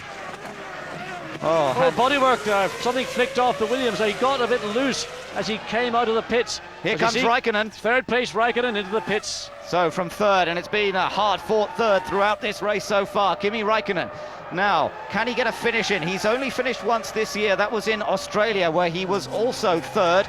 But otherwise than that, he hasn't had a finish. Mechanical woes have put him out virtually every time, and last time it was Barrichello hitting him. Now, they get the tyres on, they send him back out down the pit lane. Good clean stop this one, and of course he won't be under threat from Ralf Schumacher anymore, because Ralf has had his problems. So Kimi Raikkonen rejoins the track, and that's a good stop from the McLaren crew. Fisichella at last making his one and only stop, and it's really only now David Coulthard that we have not seen make a pit stop. Of the front runners, Coulthard now up to third, hasn't made his stop yet. And Giancarlo Fisichella going to come back out on track. Oh, this is what I saw. Ralf Schumacher, he clipped. Now there was debris somewhere there. You see the debris being clipped. Not a problem. Wasn't from Schumacher's car. But Fisichella and Jordan, good job. I believe that Fisichella got back out in that 6th place ahead of Jarno Trulli. The gap now down to 6.2 seconds. But good strategy, good teamwork from the Jordan team. 24 laps remain in this 70-lap Canadian Grand Prix. There is the race leader, the Colombian Juan Pablo Montoya, yet to win a Grand Prix this season. He won last year. He's had a number of pole positions, but he has not had a Grand Prix victory yet this season. And at the moment, his advantage over Michael Schumacher just about 9 seconds. But will he have to come in for a bit more fuel in the latter part of this race? He made a very early stop, remember, when the safety car came out. They did put a lot of fuel on, but surely he was running with a fairly light car at that time. He's trying to pull away from Michael Schumacher in 2nd position as the Williams crew try and attend to that refueling rig that they had the problem with. And we saw earlier in this race, we saw Ferrari also looking at their fuel rig as if there was a problem. And we've known that these rigs have given problems in the past. Arrow's lost potential points in Monaco Grand Prix 2 weeks ago because one of their rigs failed to fill the car with the required amount of fuel. These rigs delivering fuel at the rate of 12.5 litres per second. So if you were filling up a normal road car, it would take you about 4.5 seconds to fill up a tank on a road car. That's how much fuel is going in. It's very quickly indeed when it works. Unfortunately for Ralf, it didn't work. Here comes Montoya just lapping some of the slower cars. Olivier Panis doing again a superb job, keeping an eye on the mirrors. Right now running in 10th place. Race leader comes through and is able to stretch. He needs to push as hard as he can. David Coulthard still in 3rd place, never stopped. About to very shortly, I suspect. Once again doing lap after lap, quicker. Well, let's see what he can achieve here. Coulthard currently in 3rd place, yes, and a 1 minute 16.5, just a fraction off the pace that Montoya is setting up front. But I don't think Coulthard's going to be able to make it back-to-back victories from Monaco. After that successful run there, he always knew it would be a tougher task in Canada. Well, the point that Coulthard would be, and there you see McNish has lost it out of turn 4. McNish has crashed the Toyota driver. This could bring the safety car back out again, of course. And it looks I can't get this fucking thing into gear. Well, Alan's having a problem getting the car into gear. He may have the engine running. We heard him say he had problems with the gearbox after his pit stop. Trying to get it into gear, and nothing's happening. And obviously, I think he might have just kept it off the wall. I can't get the gear. And he's frustrated. The engine's still running, of course, but he just cannot get the thing into gear, and he can't get out of the way. And he's being told to turn it off and let the corner workers and the marshals deal with that. And they are managing to pull it out of the way, so that's good news, but a great shame for Alan McNish. But also the principal thing of this is that the marshals have got the car into relative safety. We have not had to deploy the safety car, which once again would have thrown a real joker into this race. So the leaders come through. The gap between Montoya and Schumacher up to 10.9 seconds, and McLaren are now prepared for Coulthard's stop. Coulthard running in third place. He's currently 11.6 seconds off the race lead and only a fraction behind Michael Schumacher, but this will drop him down. Yes, but it may not drop him behind. It may drop him behind Rubens Barrichello, but it may if he's lucky. There's the spin we saw. He did keep it off the wall. Well done, McNish, but we think probably a gearbox problem led him to go into that spin. But for David Coulthard, he wants to get in and out ahead of his teammate Kimi Raikkonen. Coulthard been locked in a battle all the way back down through the field while Raikkonen was battling with Ralf Schumacher for third, fourth or fifth positions. Now watch Coulthard, here he comes into the pits. This is his one and only stop. He's made it all the way to lap number 49. In fact, lap 50 as he crosses the line in the pit lane here, almost as far as Ralf Schumacher went last year before making his stops. A big fuel tank on the McLaren allows him to go this far. Raikkonen is on that back straight. He's coming down it. He's coming to about half distance. Coulthard fresh, wiping the visor. He's still got rev ups. There's Kimi Raikkonen. David Coulthard still stationary in the pits. You want to be very tight. The advantage that Coulthard has is he's down this end of the pitch, but of course now Raikkonen's got the run, but it's the exit of the pits into turn 2. Can Coulthard do it? No, he's not. It's going to be very... Yes, he has! Great teamwork by McLaren there. Two cars rejoined, but Raikkonen's got the momentum, but Coulthard's got his dander up. Well, this is quite a battle in prospect, but Raikkonen knows it's his teammate. He can't take too many risks, and the preheated tyres used by these boys certainly helping Coulthard there. If he'd been on cold tyres, he'd have had no chance. There was 24 seconds for the team to play with to get Coulthard out before Raikkonen would be right on his case, and they did it with about 23.9 seconds. Looking back, that's a view that David Coulthard can glance in his mirror, and relief for him as he's moved ahead of his teammate Kimi Raikkonen, who's driven so well, but Coulthard taking the advantage with a later stop there. Adrian Newey, technical director at McLaren, seeing both cars still running in the top 6, and that hasn't happened too often this year. In the meantime, Juan Pablo Montoya, not only is he in the lead of this race, he's just given us another fastest race lap at a 1:15.960, and he's got to push. Blue flag out, that was for Heinz-Harald Frentzen, that's not a problem. So Juan Pablo Montoya really having to get his head down and do some serious work at this part of the race. 2/3 of the way through. Michael Schumacher 12 seconds behind him, and it'll take a lot longer than 12.7 seconds to come in, refuel and get back out. He needs at least 18 to 20 seconds to be secure of making a very quick splash and dash and being in the lead. Yes, and what that would do, John, with the way that Barrichello's going, is it would actually likely drop him down to third place. Here we are, we're ready for Montoya to come in. We'll try and listen up on that team radio as he makes his way into pits. And the team are laying out rear tyres only from what we saw, that brief glimpse. So Montoya comes in, Michael Schumacher is just coming out of the hairpin bend. He's now, there we see Schumacher. That was about a relative position, maybe, in terms of Raikkonen and Coulthard, I think. And look where Barrichello is. Yes, Barrichello is right on his case. He's going to lose certainly the first 2 positions. He could conceivably end up going 4th. Fuel hose gets out, looks as though that was clean, unlike Ralf Schumacher's. Now he will rejoin in third place behind the 2 Ferraris, but he will come out ahead of David Coulthard, who hasn't come through the final corner yet. No, Coulthard's still on that return straight to pits. So Juan Pablo Montoya on that 2-stop strategy. Big gamble. Now it's a battle to the checkered flag with Ferraris 1 and 2. And the strategy that Ferrari had for Barrichello with a very light load initially to sprint ahead and try and draw Williams into battle. So now we see... Yes, but Barrichello may have to stop again, of course. He only has made that 1 stop so far, so that might well bring Montoya back into second place. Indeed, you're right, it will. So Michael Schumacher, the question is how much pace has Montoya got now, because he's not that far behind the Ferraris, but the Ferraris have been so quick. It's all about how quickly he can lap in the latter stages of this race, and just going a little wide, that was Rubens Barrichello trying to deal with the 2 Saubers. Well, Montoya right now is 7.6 seconds behind race leader. On his lap prior to coming into the pits for fresh rubber and fuel, he set a new fastest race lap. But Michael Schumacher in control, in command, and traffic now building up. Watch for, we can't quite see Montoya. There he comes out now from turn 15. He's got Felipe Massa, Jenson Button, Takuma Sato. He's past Sato now. He's just got to get past Heidfeld's in for his in penalty. again. Yeah, he's in for a penalty here. He's having a bit of a horrible afternoon. 10 seconds stop and go. And when he's given the signal, off he goes again. So that's dropped him well out of the top 10. And just to tell you that with all the action,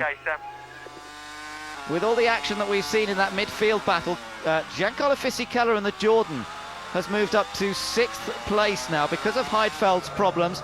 Fisichella now 6th, Trulli is 7th. Ralf Schumacher, of course, with his extra pit stop that he had to make, is now 8th. Panis is 9th and Massa 10th. So Fisichella looking to try and score yet another point for Jordan Honda after having points in the last 2 Grand Prix, in the A1 ring and in Monaco. On that opening lap for Juan Pablo Montoya when he rejoined race, he's now lost a little bit of further time. He's now 8.5 seconds behind race leader Michael Schumacher. We wait to see when they come across the line at the end of lap 53. That may have stabilised. Traffic, of course, right now a big feature for these leading 3 cars. The live super slow-mo, watching the car as it goes over the curbs. You can see how the tyres oscillate, these grooved dry weather tyres that are used in Formula One in an attempt to slow cornering speeds, but with the compounds improving every year, they're now lapping very much faster than the days when they had slick tyres around this same racetrack. Then that gap that was 8.5 seconds is down again to just over 7 at 7.2 seconds. Now traffic may have come into that as the 2 Ferraris close up, but of course Rubens Barrichello, we believe, will be back into the pits for a final splash and dash. And Barrichello anxious. In fact, I think Barrichello may go ahead of Michael Schumacher. He may be potentially capable of running quicker than the race leader to enable him to get as much advantage to ensure a Ferrari first and second place. But there it is, they're coming in now. Yeah, so he won't get held up behind his teammate for long, but of course this will drop him back behind Montoya. Now, will it drop him back into the clutches of Coulthard? That's going to be the interesting battle. Well, I think Coulthard right now it'll be about 17 seconds between Coulthard and Barrichello when he comes off. So it's going to be very tight. It'll be a short stop for Ferrari. Barrichello comes in then, and we'll watch to see what happens. There, Schumacher. That's lap number 54 completed. 16 laps to go here. Montoya will move up into 2nd place. The gap was 7.3. It's down to 6.1. Montoya definitely catching the Ferrari, but there's traffic to deal with. And here's Barrichello. And Felipe Massa, Olivier Panis, those are the 2 cars that are ahead now. I suspect that Panis has been very good all day. He'll be no trouble. Here's the battle, John. David Coulthard coming. I know, he's through. He's through. Yep, he's through, but then remember, there's the shortcut here, but he will be in through. front. And Barrichello rejoining just behind the McLaren. It was a close call, but it was always going to be advantage to David Coulthard. Ferrari can only do so much in a certain amount of time. They've got to get the fuel in. They've got to check for the air intakes for leaf litter. And that stop needed a second less. In that case, it would have been Barrichello in 3rd place, not David Coulthard. Well, things settling down, but what's going to happen up front between the 2 race leaders, Michael Schumacher and Montoya, as Montoya tries to close up the gap? This was as Barrichello came into the pits, and we just had a quick view of Michael Schumacher bouncing his way over the curbs. And he got very, very wide on the exit. You can see the look in his head and the angle of his head and his face.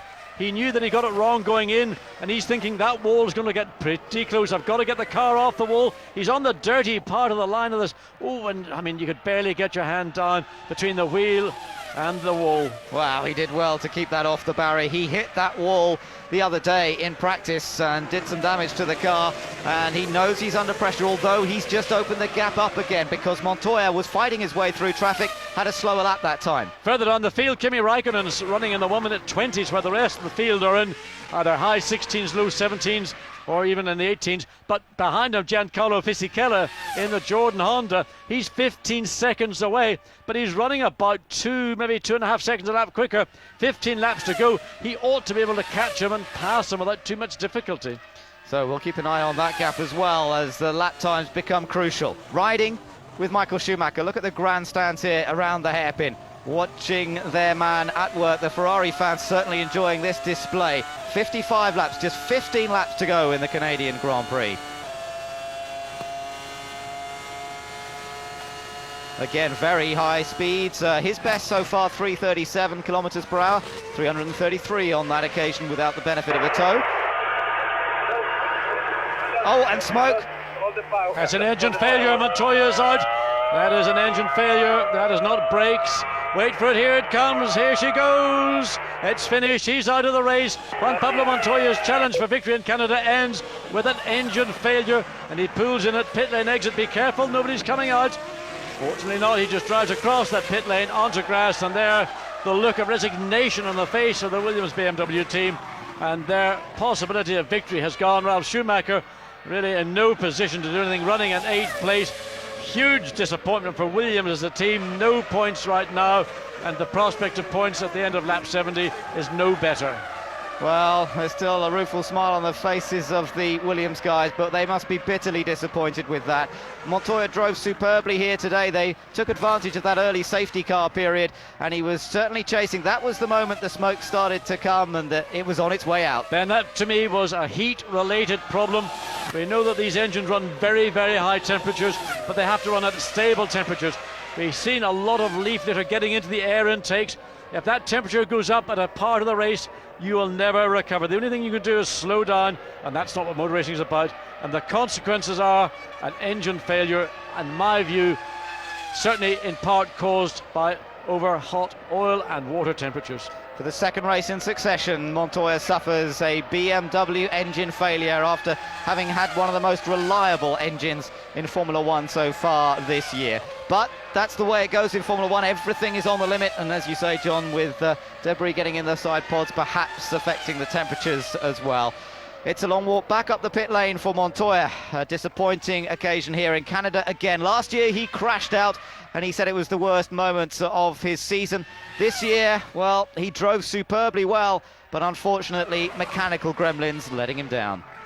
And looking at the situation just in the Constructors' Championship, Ferrari on 72 points and Williams on 54.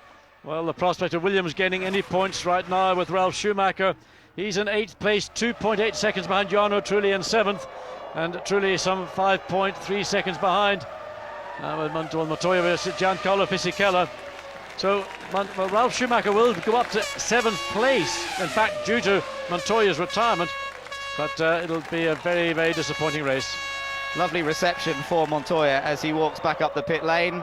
Well liked in North America after his time as a kart champion and Indy 500 winner, and has a huge amount of support here. Winner in Canada in the past in Vancouver, but it's not to be on this occasion in Montreal, I'm afraid, as we now take a look at the battle between Jarno Trulli and Ralf Schumacher, and this is certainly hotting up to be quite a close battle as well.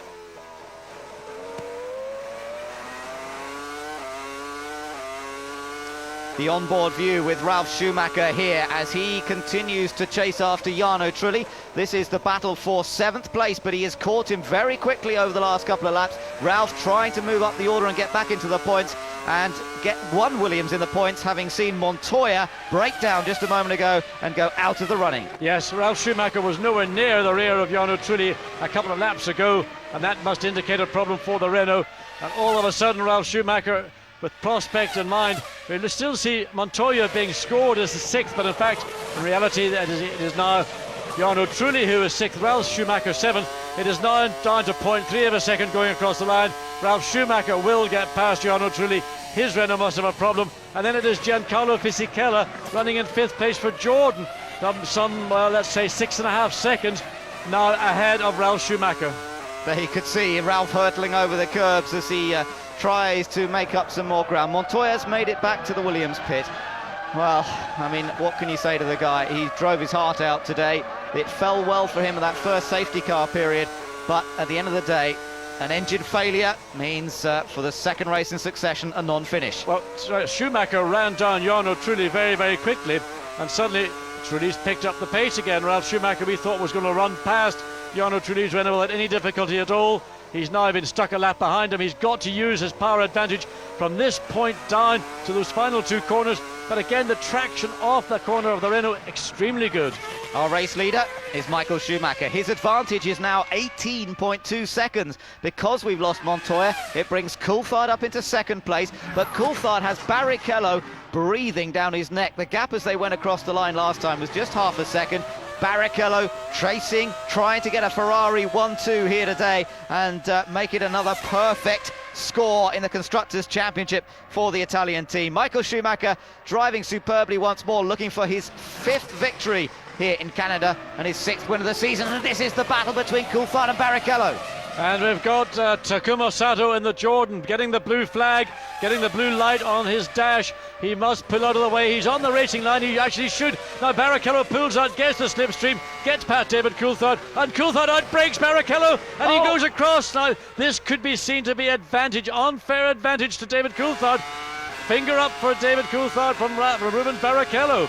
He will not be happy about that, and I suspect race director may not be happy about it as well. And David Coulthard was being too greedy in trying to hold on to that 2nd place, and he may well pay a penalty. In reality, what he should do is pull over and let Barrichello take that 2nd place. Otherwise, he may have to come in for a drive-through penalty. Let's take another look. He got alongside ahead. Coulthard very late on the brakes. Thought he could make it, but as he turned in was too much speed. He went straight across the chicane. Barrichello did as well. Now that's an interesting point. Yes, now I just wonder, was Barrichello put in the position? He was sort of forced by Coulthard's actions to do that.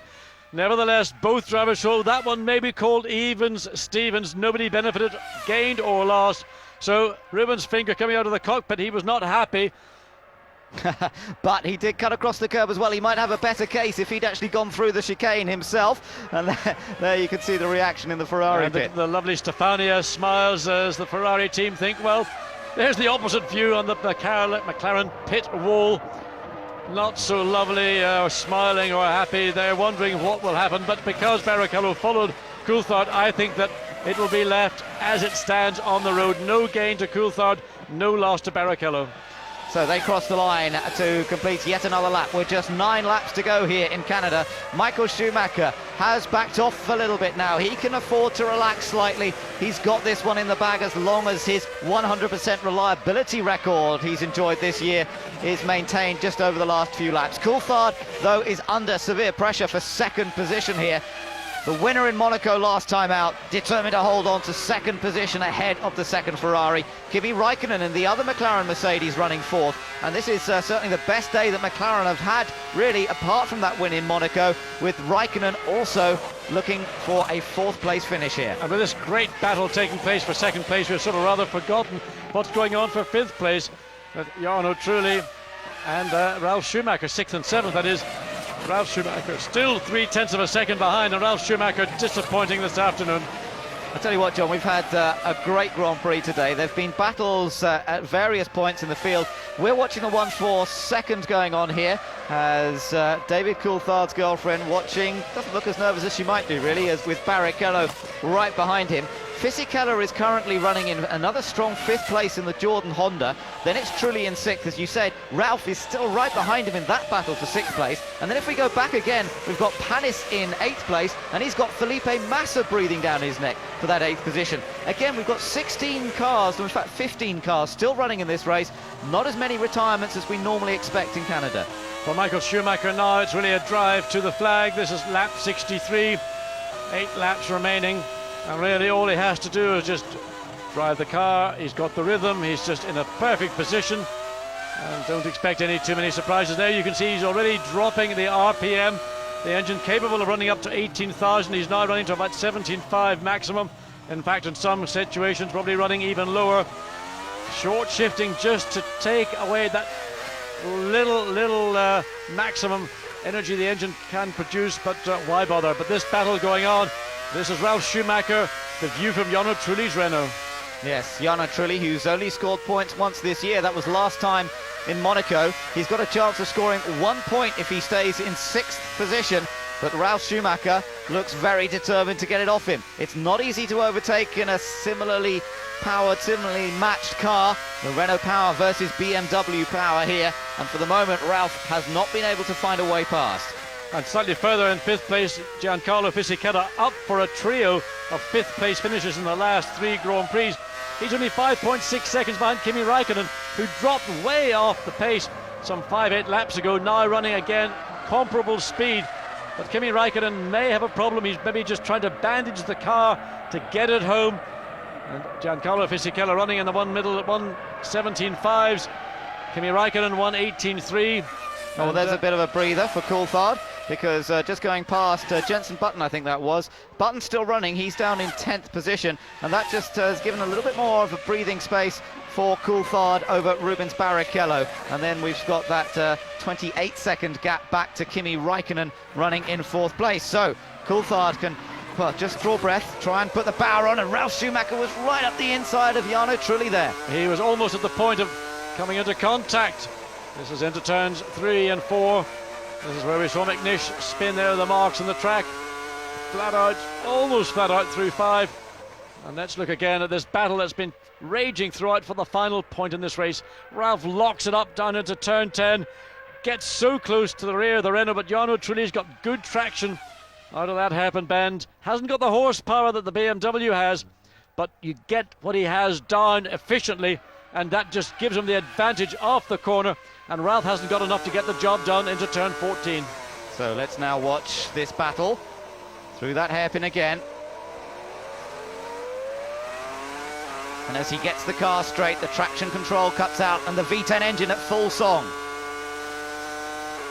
Over 200 miles an hour here. And then onto the brakes for the final chicane.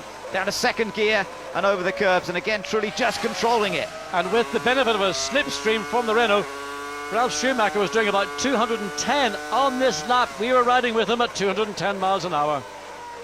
So his BMW engine certainly working okay at the moment, unlike Montoya's, which blew up just a few laps ago. And position 5 is for Giancarlo Fisichella. That's the Italian's pit board, driving the Jordan Honda. And as you say, looking for a 3rd, 5th place finish in a row after a tough start to the season. His teammate Takuma Sato is still running, and Eddie Jordan will at least draw a breath of relief about that, because Sato's had such a torrid time in recent races. He's still going, he's 11th, he's ahead of Mark Webber by 11 seconds, so that shouldn't be a threat for the remaining laps. Well, we see the advantage of the horsepower of the BMW Williams. It comes at the end of the straights. Conversely, the Renault is so good off these slow corners. He gets the initial jump, and the straights here not quite long enough to enable Ralf Schumacher to get past this battle. So you can use the boost button. Well, the boost button isn't like in a turbocharged engine. It simply means that you're allowed to run the engine to a slightly higher RPM than you would ordinarily do in a race in these closing laps. 5 laps to go out of a total of 70. Well, it's not the driver going for the high-energy banana snack, it's Ross Brawn, the tactician, who's going for it. But he's looking at a Ferrari 1-3 finish here at the moment, unless Rubens Barrichello, who's closed up again to Coulthard, can do something about it in the remaining 5 laps. Watching them out of the hairpin. Again, Barrichello, a quick last lap, a 1 minute 16.3, about 2/10 faster than Coulthard. May want to use the traffic ahead of them. There's Olivier Panis in the BAR, running in 8th place at the moment. But Panis has been very good with traffic all day. He'll pull over, let this battle for 2nd and 3rd go through. And Rubens Barrichello hoped maybe that, well, Panis still he's not. I'm surprised. I thought he might have pulled over. He will do now on the exit of turn 2. He'll pull over to the right, and 2nd and 3rd will go through. Coulthard may not be as happy about that, because he thinks that Barrichello may gain marginal advantage.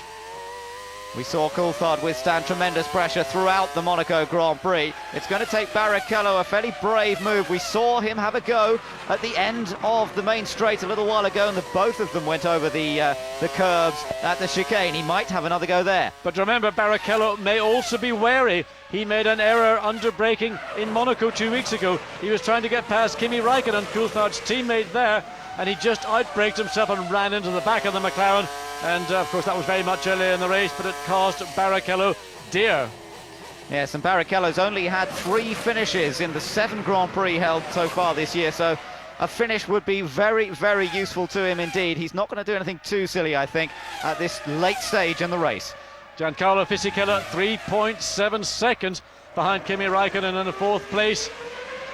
So that trio of 5th place finishes for Jordan could be 2 5ths and potentially a 4th, but believe me, Kimi, and there we see Jenson Button.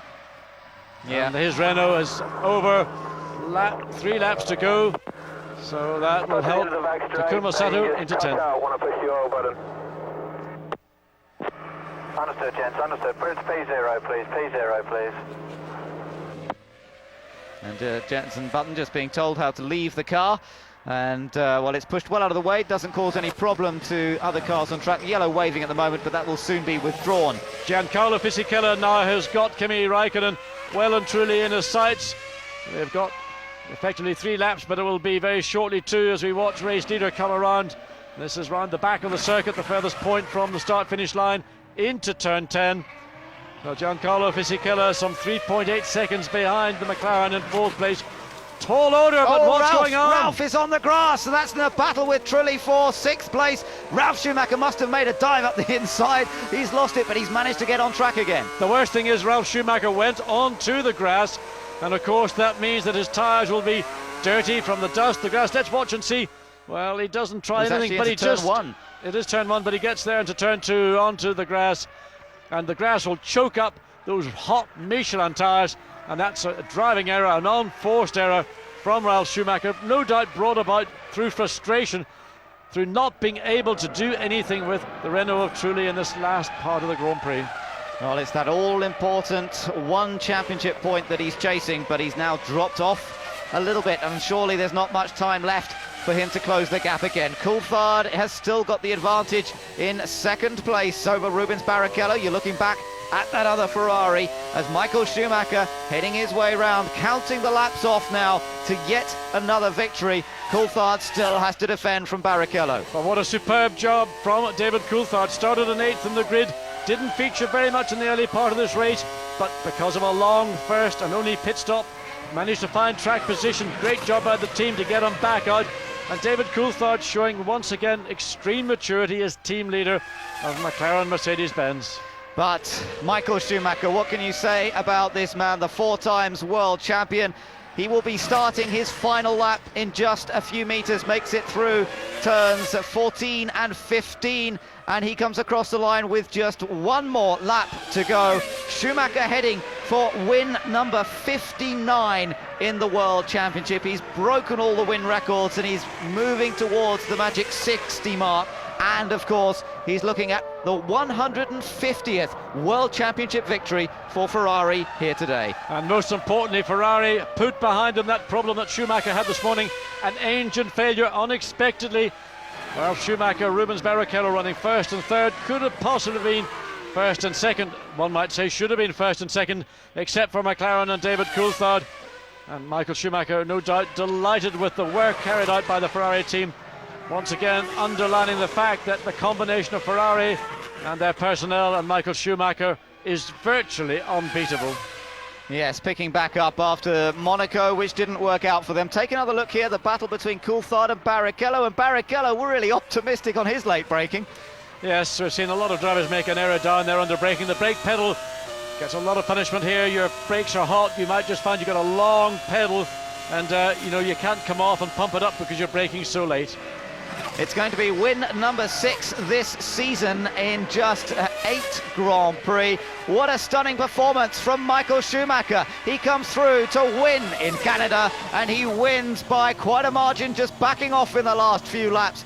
But dominant performance, and Coulthard comes through in 2nd, Barrichello comes through in 3rd, and then we're waiting for the 2nd McLaren of Kimi Raikkonen to come through, but there's still a little battle with Fisichella, so we'll watch that at the end. But Michael Schumacher, the star, once again in Montreal. But Michael Schumacher backed off massively on that last lap.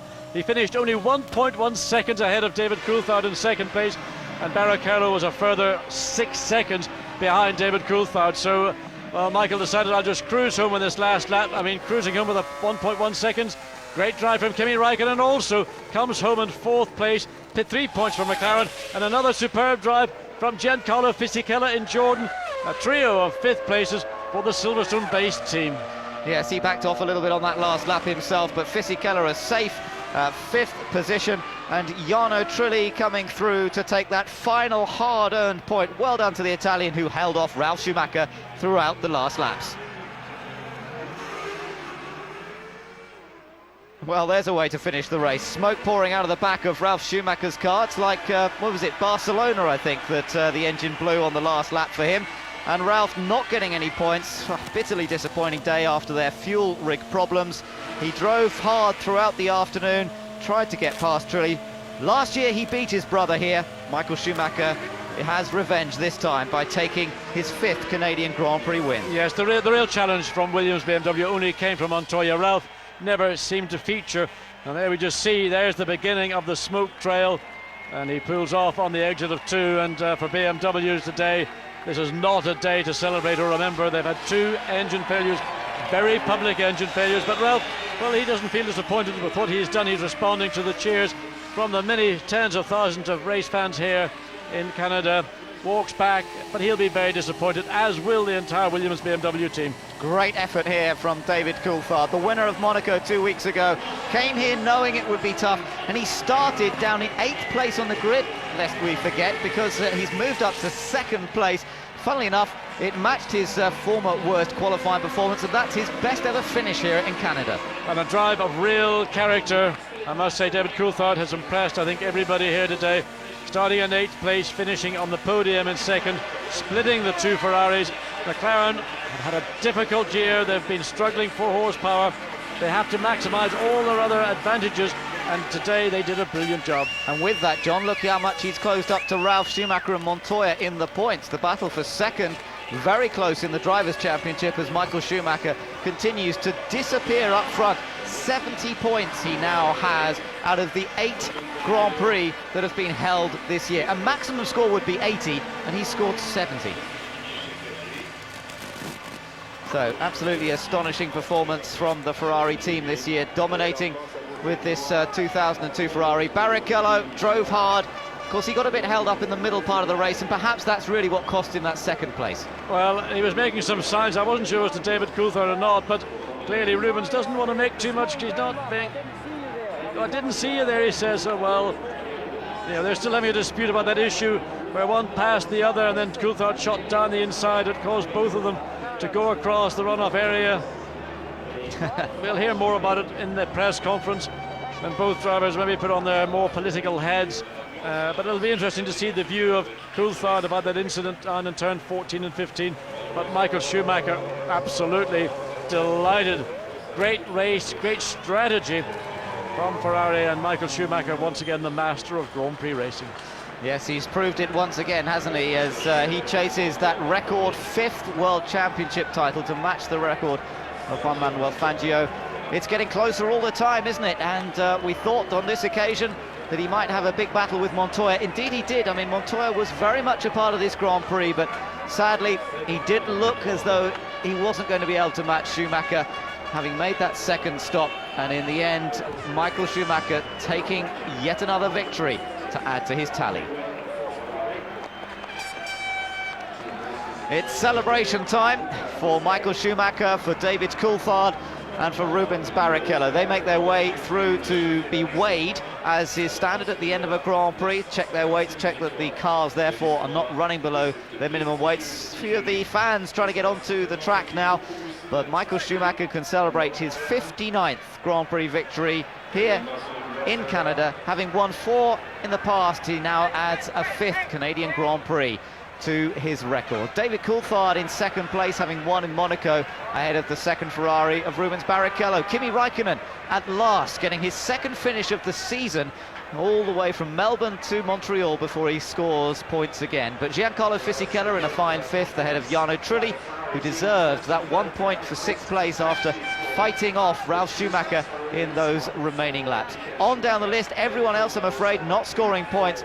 We got some 14 finishers. Of course, Jenson Button did actually retire before the end, but still classified for completing enough laps. 15 official finishers, although 14 were running at the end of the race. And to me, it was a race, really a cat and mouse race. No one prepared to disclose what they were doing. We thought that Barrichello was on that 2-stop strategy. He sprinted ahead on the first lap, but never really seemed to consolidate it and never get sufficiently far ahead to dominate in the early part. And then Michael Schumacher and Pablo Montoya, their battle going on.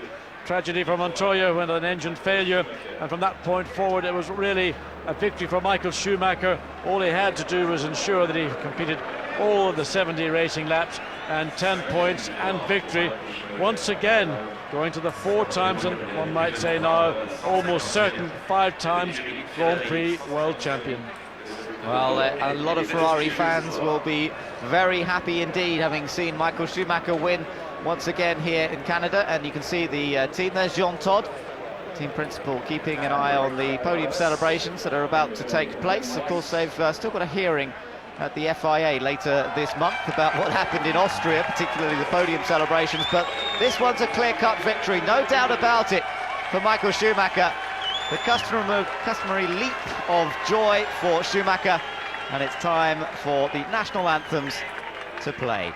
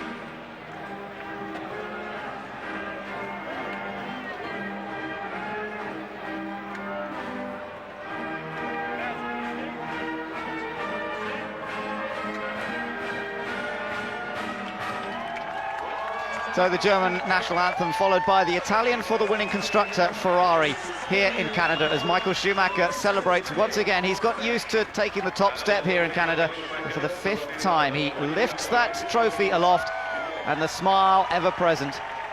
Never gets bored of winning, does Michael Schumacher, and once again he just showed his class here today. From the start of the race running with a heavy car, he kept it in position, stayed with Montoya and Barrichello, who both had a lighter car in those early stages, and then when it mattered he put in some very, very fast laps indeed to stamp his authority on the race.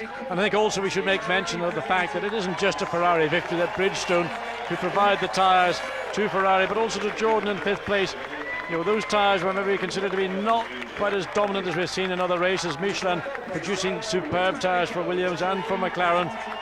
So really a team victory in a battle between the manufacturers, between the drivers, and between those tyre companies. Rubens Barrichello looks suitably happy about his 3rd position, a hard-fought 3rd place throughout. Chased Coulthard, couldn't quite make it, and it's time for the champagne shower now. Get out of the way. And Michael Schumacher, as skilled in this as he is in driving the racing car.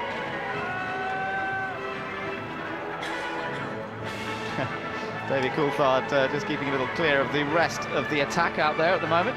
And race engineer of Michael Schumacher, Luca Baldessari, getting a really good champagne bath. And Michael delighted that Ferrari had nominated his race engineer to come up and represent Ferrari to receive the manufacturer's trophy. The Jeroboams, in fact, champagne are passed on to the various team members. Guys, remember to catch this. Oops, I think some of the fans trying to grab hold of it here.